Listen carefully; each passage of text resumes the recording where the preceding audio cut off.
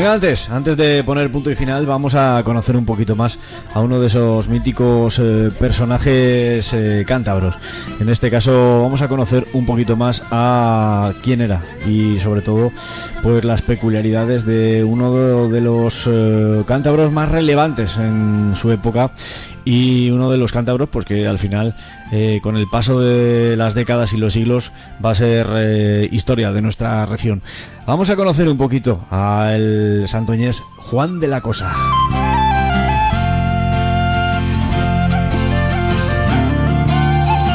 Juan de la Cosa nació en Santoña entre 1450 y 1460 y falleció en Turbaco, Colombia, en 1509. Navegante, descubridor y cartógrafo. Se sabe muy poco de su persona y lo que se conoce está basado en conjeturas mejor o peor infundadas. En el Diario de Colón se afirma respecto a la tripulación de la Santa María y refiriéndose a Juan de la Cosa, que eran todos o los más de su tierra, aunque en los listados que han llegado hasta nosotros no se expresa el origen de la mayoría de ellos. De dos marineros se especifica casi por excepción ser respectivamente marinero de Santoña y de Villa de Santoña. Su condición de comerciante encaja perfectamente con la propiedad de una nao del norte de Porte Medio y con su avecinamiento en el puerto de Santa María, de lo que la mayoría de los autores han deducido la existencia de una compañía marítima dirigida por él y dedicada al intercambio de cereales por salazones entre Andalucía y Cantabria. Como consecuencia del incumplimiento por parte de los vecinos de Palos de proporcionar las naves precisas para el descubrimiento, Cristóbal Colón se vio obligado a fletar otro barco más, y no tan apropiado como las carabelas en opinión del propio almirante, estableciendo contacto con el armador Juan de la Cosa. Convencido e ilusionado por el proyecto, este aceptó la participación de su nao La Gallega, que sería rebautizada como Santa María para la empresa, armándola y enrolando en ella el duque de Medinaceli a un buen número de vizcaínos como tripulación y ofreciéndose la Cosa como su maestre o capitán técnico, lo que muestra que no se trataba de un mero empresario, sino de un marino avezado. Nunca tuvo, pues, la consideración de socio en la empresa colombina, a diferencia de los hermanos Pinzón. Durante el viaje, la Cosa se convirtió en interlocutor y discípulo de Colón en cosmografía, navegación y cartografía. Aunque se tratase de un navegante veterano, no estaba al día en la navegación de altura, ni en el cálculo instrumental de la latitud, ni en la realización de otras cartas que meros bosquejos de costa conocida. Colón debió hacerle partícipe de su concepción cosmológica. Sin embargo, su mutua relación se fue agriando durante el viaje, quejándose el almirante de que murmurase que sabía de mar más que él, cuando era todo lo contrario. La Cosa no le apoyó, sino que participó en el malestar general manifestado entre la tripulación, especialmente el sábado 22 de septiembre de 1492, que obligó al almirante a enviar a Martín Alonso, capitán de la Pinta, una carta náutica en la que basaba sus predicciones y que con toda probabilidad mostró primero en su capitana para calmar los ánimos enervados ante la tardanza en encontrar tierra. Según un testimonio de Juan Niño, maestre de la Niña, recogido por Ballesteros, se reunieron los maestres de los tres navíos y requirieron al almirante para que regresase, por miedo a no tener vientos propicios más adelante, llegando incluso a tomar amenazadoramente las armas. En la Nochebuena de 1492 perdieron por varada la Santa María en la Española, mientras navegaba plácidamente de Acul a la conocida hoy día como Puente Picolet. Colón responsabilizó a la Cosa y no solo le acusó en su diario de haber descuidado la guardia que le correspondía, yéndose a dormir y delegando el timón en un grumete, sino de traición y desobediencia por no haber tomado a tiempo las medidas habituales ordenadas por el almirante para zafar la varada, sin conseguir dominar tampoco el pánico que se apoderó de la tripulación, que intentó abandonar rápidamente el buque. A pesar de eso, no consta que Colón le denunciara, ni que le abriera proceso, ni mucho menos que se le fuera aplicada pena alguna como consecuencia de esta conducta. De regreso en la península, el 15 de marzo de 1493, la experiencia del viaje descubridor sería fundamental para su posterior trayectoria, adquiriendo una nueva concepción geográfica, aprendiendo nuevos sistemas de navegación y el arte y ciencia de hacer cartas arrumbadas.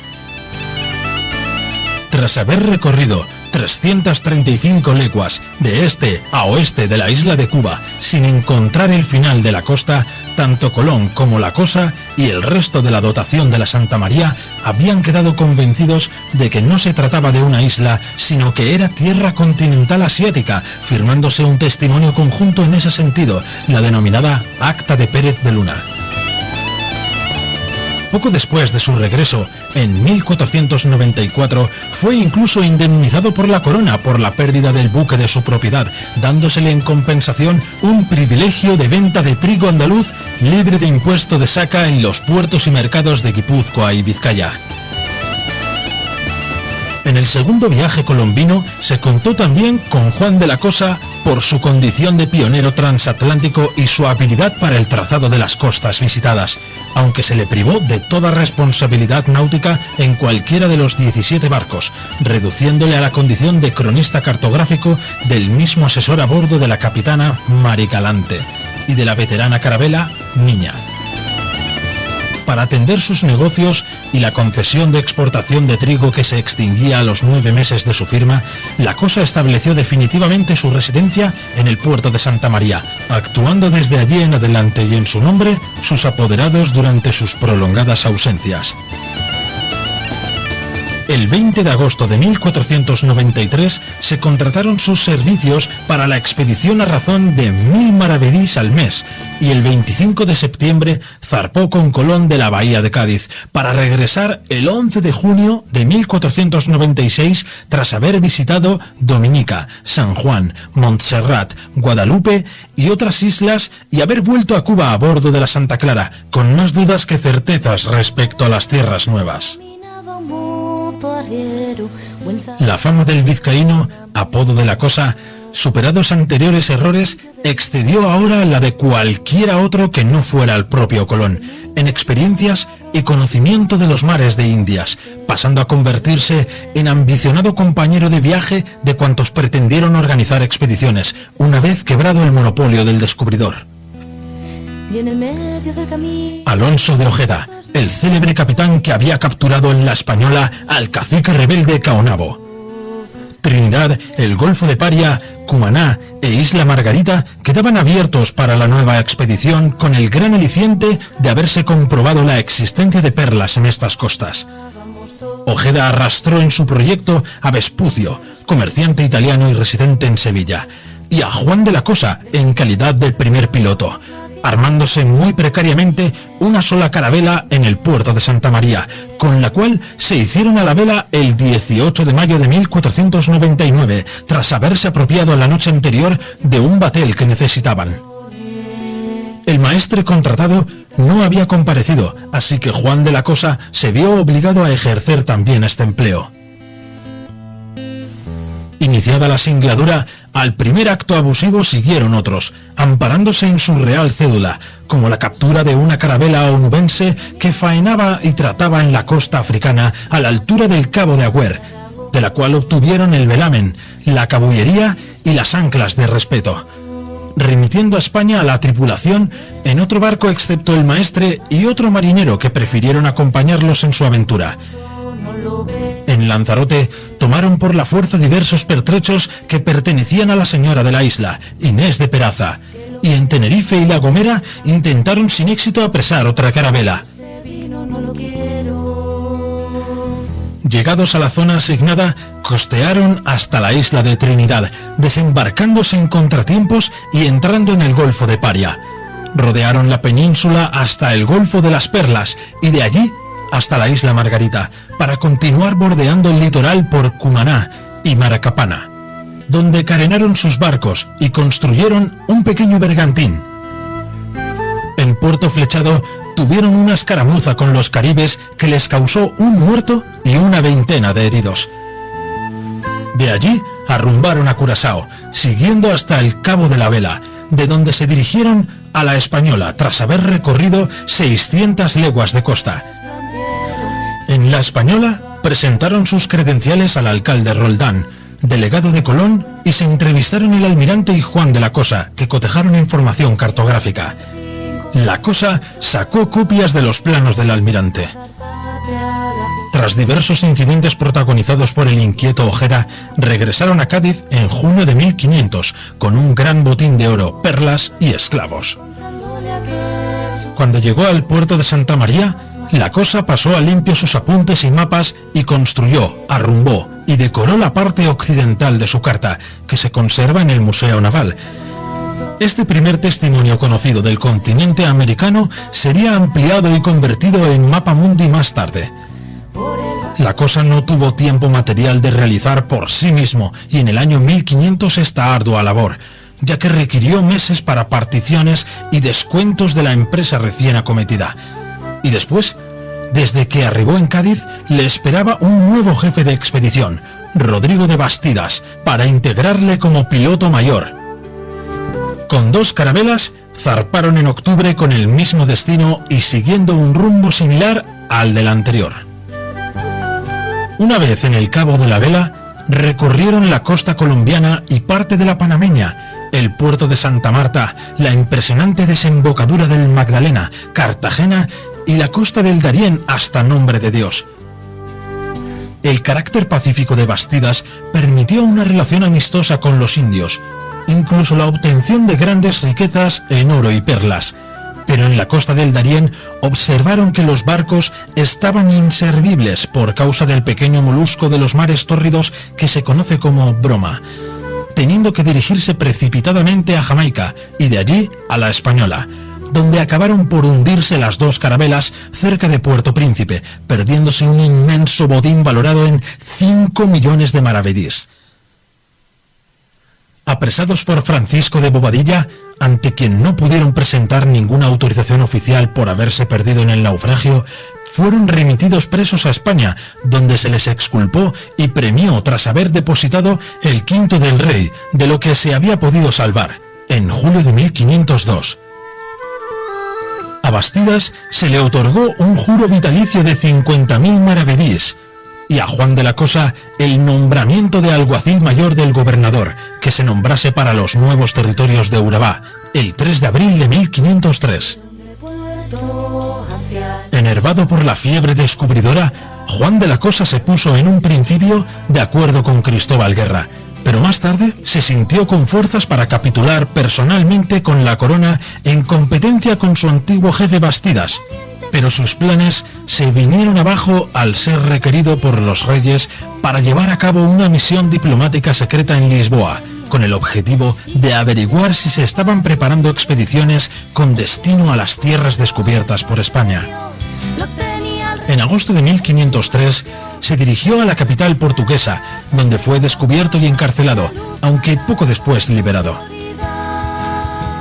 Regresó a Segovia en septiembre y entregó cumplidos informes y sendas cartas de marear en las que aparecían los lugares visitados por los portugueses y que probablemente se trataban de las correspondientes a los viajes de Cabral y de Vespucio. Como consecuencia del éxito de su misión, Juan de la Cosa fue nombrado jefe de una flotilla de 4 carabelas de guerra. Su misión era impedir cualquier asentamiento portugués en tierra firme, signándose la capitulación el 24 de febrero de 1504. En la expedición figuró como asociado del sevillano Juan de Ledesma y como piloto del conocido cartógrafo Andrés de Morales, y pese a sus objetivos principalmente políticos, tuvieron autorización a rescatar y obtener lucro recopilando oro, perlas y palo Brasil, pudiendo asimismo convertir en esclavos a los indios rebeldes. Finalizado el crucero de vigilancia costera en el puerto de Cartagena, Juan de la Cosa se encontró los restos de la expedición de Cristóbal Guerra, uniéndose ambas flotillas bajo su mando tras llegar a un acuerdo en el que las cualidades diplomáticas del santonís consiguieron evitar un enfrentamiento, pero que hizo modificar el objetivo de la expedición, dedicándose a partir de este momento preferiblemente a la captura de esclavos. Tras diversas desdichas y naufragios, Juan de la Cosa, que había perdido ya la totalidad de sus buques, encontró la dictaminadora de las propuestas de honorarios oro en el Golfo de Urabá. Consiguió construir un bergantín y dirigirse a Jamaica y posteriormente a España. Pese a las grandes pérdidas sufridas por los sucesivos desastres, tan solo el quinto del rey ascendió en esta ocasión a cerca de 500.000 de maravedís. Las depredaciones de un afamado pirata, vizcaíno como él mismo, Juan de Granada, amenazaban la inseguridad de las naos que regresaban de Santo Domingo con ricos cargamentos, por lo que Juan de la Cosa fue encargado de proteger el tornaviaje. Entre julio y octubre de 1507, 2 carabelas a su mando patrullaron entre Cádiz y Cabo San Vicente, evitando el apresamiento de 8 buques de carga. Juan de la Cosa había entrado de lleno en el selecto círculo de científicos y mareantes que constituían el Consejo de Indias y la Casa de Contratación. Ese mismo año de 1507, Fernando el Católico convocó en Burgos una junta de sabios a la que asistieron con él Vicente Yáñez Pinzón, Juan Díaz de Solís y Américo Vespucio, en la que se decidió continuar las exploraciones y comenzar a poblar lo descubierto, organizándose 2 expediciones, una de ellas al mando de Pinzón y Solís, y la otra al de Juan de la Cosa, quien percibió por este concepto una ayuda de costa para los preparativos de 100.000 maravedís. El 10 de noviembre de 1509 partió para su 7º y último viaje, con 200 hombres en 2 bergantines y una nao, proporcionada por el bachiller Enciso para poblar tierra firme como lugarteniente de Ojeda, en virtud de la cédula de la reina Juana, firmada el 9 de junio del año anterior y con nombramiento a su favor como gobernador de Urabá y capitán de rey de todos los lugares que no hubiese ocupado ya Ojeda. Al llegar a la zona, ardía una acre disputa entre Nicuesa y Ojeda, al creerse ambos con derechos sobre ella. Juan de la Cosa logró calmarlos dividiendo las demarcaciones. Por lo que al litoral costero se refería, la jurisdicción de Nicuesa partió del Golfo de Urabá, en Colombia, hacia occidente y hasta el Cabo Gracias a Dios, con las actuales Nicaragua, Costa Rica y Panamá, y desde la mitad oriental del Golfo de Urabá hasta el Cabo de la Vela para Ojeda. En el interior, los límites habría de marcarlos el curso del Río Grande del Darién. Juan de la Cosa, deseoso de tomar posesión de su cargo, propuso dirigirse directamente a Urabá, alegando el carácter mucho más pacífico de los indios de esta zona y, por lo tanto, mucho más idóneo para un asentamiento. Aún así, prevaleció el criterio del belicoso Ojeda, quien con toda probabilidad deseaba antes hacerse con esclavos, dirigiéndose hacia Cartagena, zona declarada de libre captura.